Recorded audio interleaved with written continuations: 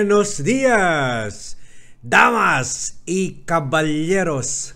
As I am taping this, it is now 7 o'clock here in the mountains.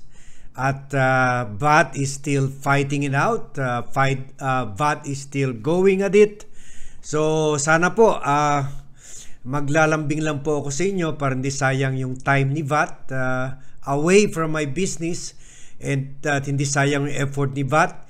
Please share this to friends and relatives, and also to ask them to subscribe to the Vlogcaster Armandin YouTube channel para ma-multiply po ang boses ng kakaunti na lang mga independent vloggers na hindi pa nabenta yung kaluluwa nila sa mga bumibili na mga vloggers at trolls.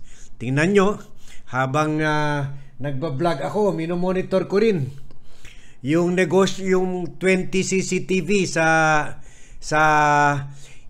East Zamboanga Business and Events Place, yung commercial building ni VAT sa Zamboanga City. At salamat sa Diyos, salamat sa mga tumatangkilik. Marami pa rin na pupunta dyan sa park natin. Tuloy-tuloy yan, every night puno. So thank you very much.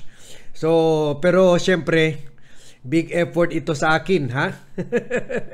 Lagare. So please make my sacrifices worth the while. If i-concentrate ko yung oras ko sa negosyo ko, mas giginhawa, mas masaya yung pamilya ko, pero I'm sacrificing my time to tell the truth. And ngayon, meron tayong as I stated in the title, may bago tayong development na sinasabi nitong alam nyo, minsan binabanatan, kinikriticize ko ito si Amy Marcos, pero may kasabihan, ha? Kahit sa PR at kahit sa gera, ha? At ito ay yung keep your friends close and your enemies closer. So, dapat yung mga friends mo close sa'yo.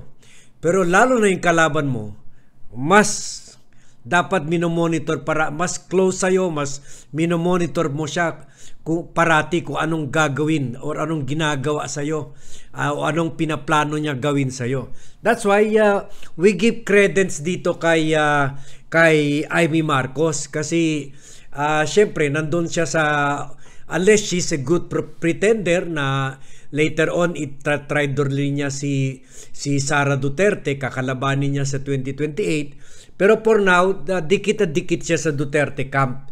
So maybe sometimes she may be telling the truth.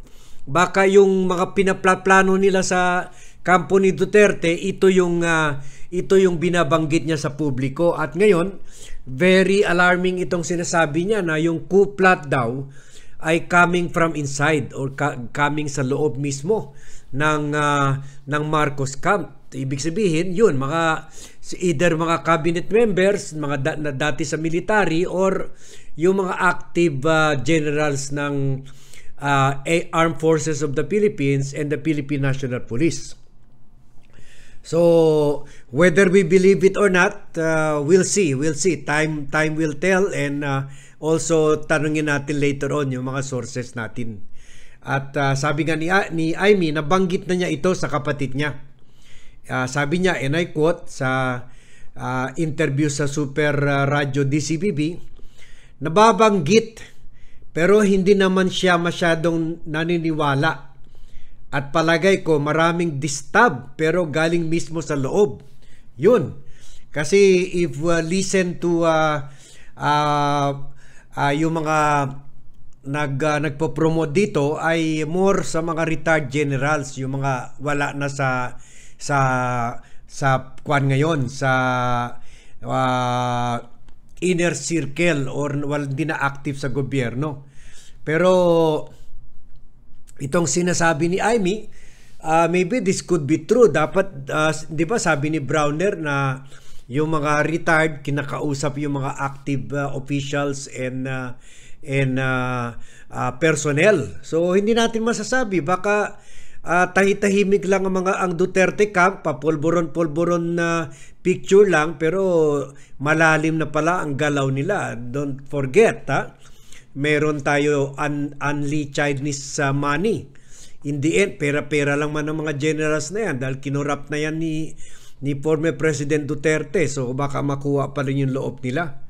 At sabi ni Amy na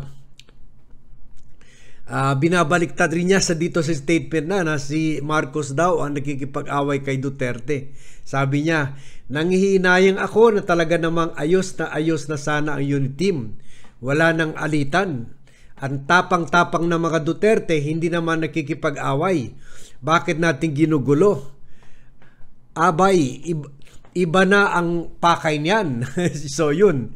So parang to me this is a timely warning na dapat the Marcos administration should take. Dapat although meron ako nabasa na recent statement ng Philippine National Police, they don't see the need to do a loyalty check kasi nakikita nila very loyal sa kanila. Pero we really don't know kasi yung mga Dutertes, they can do one thing and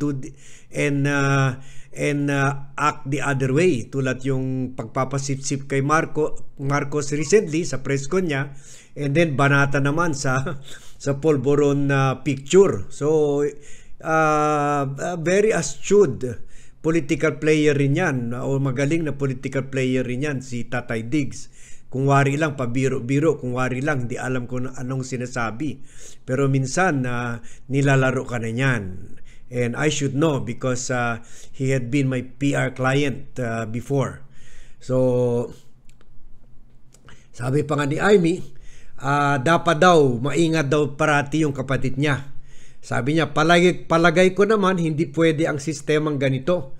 Mabait ang kapatid ko pero mahirap magalit kaya magdahan-dahan sila. Ang brother ko matagal bago magalit kaya ingat. Yun nga, yan, nakikita natin yan. So yun rin mga destabilizers, wag nyo rin. Wag nyo rin maliitin si Marcos. Nakita natin na wala siya gaano, hindi naman siya nagalit yung ininsulto siya ni Duterte by meeting Xi Jinping sa China at pinalabas nila na parang meron silang state visit at ang suporta ng mga Pilipino kay Xi Jinping pa rin at hindi kay Duterte pa rin na pro-China pa ang policy, hindi kay Marcos. Pero after that, tulad ng sinabi natin, ito, babalikan talaga ito ni Marcos. Hindi makakalimutan ni Marcos ang ginawa ito ni Duterte. At yun, binalikan na nga, isa-isa. Sa pagtanggal kay Gloria Macapagal Arroyo as senior deputy speaker and then deputy speaker. Ang pagtanggal ng confidential funds ni Sara. And then yung impeachment kay Sara at saka yung resolution for the ICC to come in at pumasok na kay ICC at sabi nga ni Senator Trillanes, tapos na ang trabaho nila at umalis na.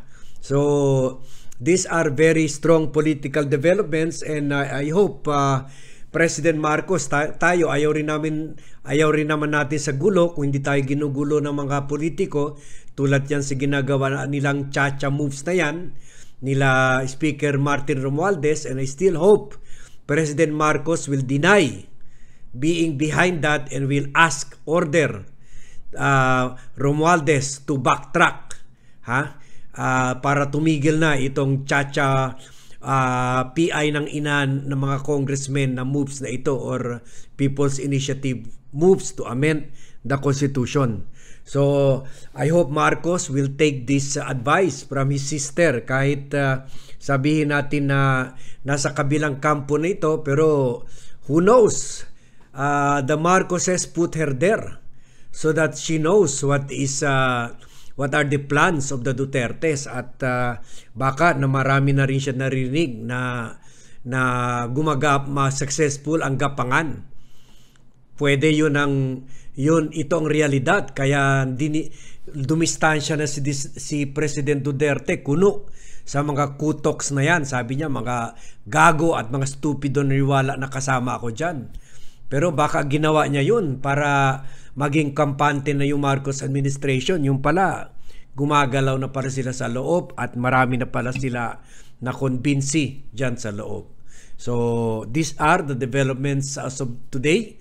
So, please, again, share this vlog to friends and relatives.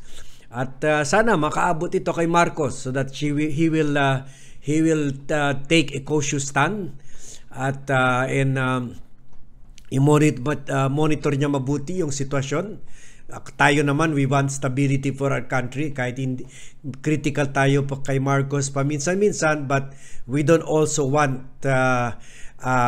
him to be removed through unconstitutional and military force, through military force and through extrajudicial manner. Dapat pwede impeachment or kaya ipa-step down na lang siya, pero not coup d'etat. So, thank you very much for watching. Don't forget to share this vlog to friends and relatives and ask them to subscribe to the Vlogcaster Armanden YouTube channel, and see you in my next vlog.